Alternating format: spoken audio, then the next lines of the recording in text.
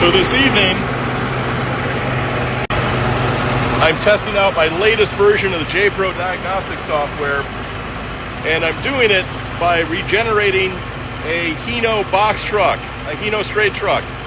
But this Hino straight truck has a Cummins 6.7 engine, which means as far as the engine and the aftertreatment goes, it is going to be virtually identical to an International box truck, like an International 4300, or a Freightliner box truck, a Freightliner M2. Any of those that would have the Cummins 6.7 engine, these details would be essentially the same.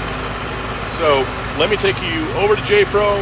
I'm going to look at some of these exhaust temps, and we'll talk about how the hydrocarbon or how the diesel is injected during the regen process, how the Cummins 6.7 engine does not have a seventh injector because it does in-cylinder dosing. During the exhaust stroke, if the truck is in passive or active regen, it will add a little extra fuel during the exhaust stroke. That goes downstream. That hits the DOC, or the diesel oxidation catalyst, and it wiggles around with the catalytic metals in there and will boost that temperature up by a few hundred degrees, getting it hot enough to burn the soot off the surface of the DPF, turn that soot into gases, leave nothing behind but a tiny bit of ash. And, well, let's take a look at it, shall we? So what do we have on the screen? I really like how JPRO lies it, but I like how JPRO kind of lays everything out really easy. Of course, you have the engine, 6 cylinders, and what's the firing order? 1, 5, 3, 6, 2, 4. If you want to know how I remember that, I'm not going to tell you, but if you know, you know. 1, 5, 3, 6, 2, 4.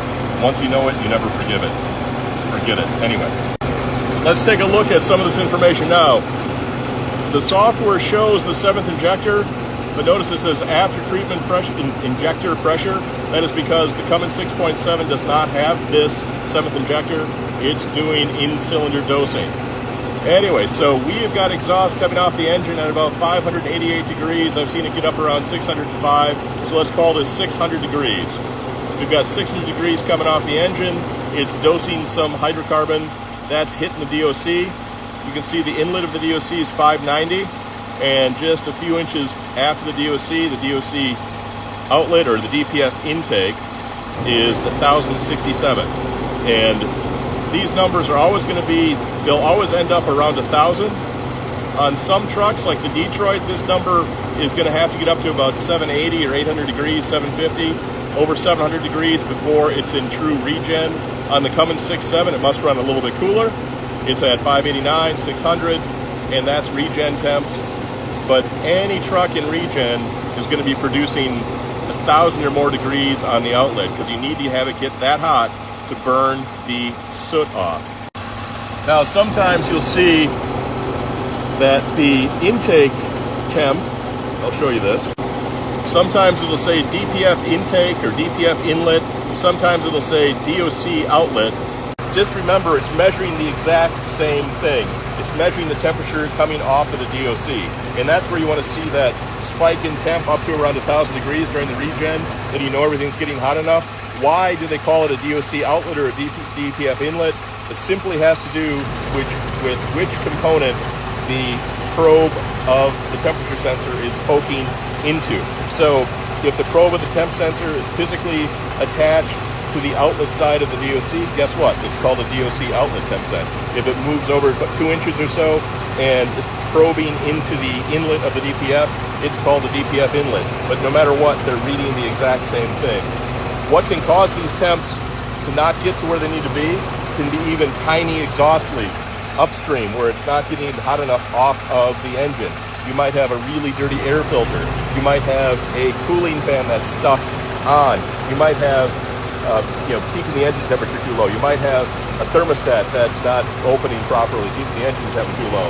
Because if the engine temp, the exhaust temp off the engine doesn't get to where it needs to be, like on this Cummins 6.7, it's got to be in the 600 degree range. It's not going to even dose. It's never going to go into regen, and eventually your truck will derate on you. On a Detroit engine, that temperature is about 100 degrees more, 700 and change. But again, the same thing, you want to get those temperatures up.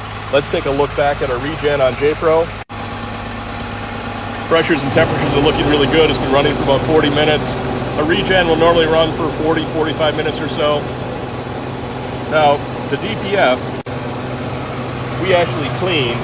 This customer happens to have a fleet of box trucks. They do clean them on a maintenance interval of about 150,000 miles. And the reason we're running the Regen is not because the DPF is dirty. It's actually clean. It's flowing like a brand new DPF. But by running this regeneration process, we're resetting all of the baseline levels back to zero, so that this truck can get the full life, out of its DPF cleaning and can go for another couple hundred or more thousand miles before it needs to get that done again. It'll probably be sold out of the fleet before it needs to be maintained again. So anyway, big thanks to JPRO for the latest version of software. I'm really digging it. Hope you are too. And this is my first video showing the diagnostic system in action.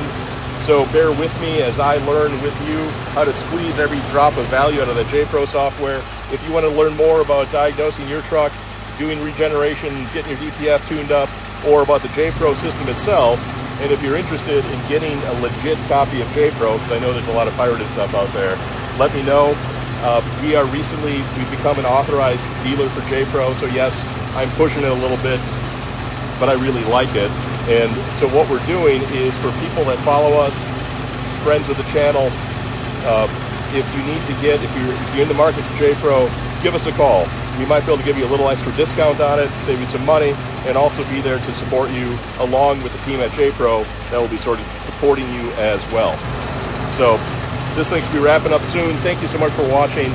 Like, follow, share, comment. If you need to get a hold of us, 404-9er-1361. Give us a call. We're here to answer your questions, and we just like to meet new people. Thanks a lot. Talk to you soon.